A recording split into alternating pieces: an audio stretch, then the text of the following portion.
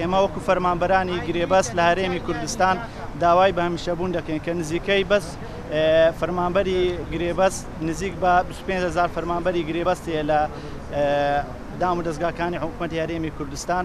ئێمە تەنها هاتووین دیاداشتێک پێشکەشی بانجومەنی وەزیران بکەین کە چەندی جارش ئەو دیاداشتە پێشکەش بانجومەنی وەزیران و پەرلەمان و وەزارەتی دارایی کرایە، بەڵام تا ئێستا جوابێکی مقنعمان وەرنەگرتووە کە ئێمە بکرین بە هەمیشەیی.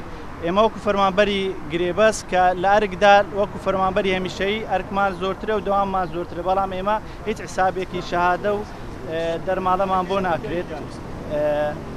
هەروە ینی شادە حساب ناکرێت. خزمەتیشمان زۆربەی لە 3 ساڵی تایە تا 16 ساڵ نەکراوین بە هەمیشەیی. بۆ داوای ئێمە ئەوەیە کە بە تایبەت سەرۆکی حکوومەت لەسەرم داوایە بە جواب بێ و وەڵامێکی تەواو مام بدەنێت کە ئەکرێن بە هەمیشەیی یان ناکرێن بە هەمیشەیی.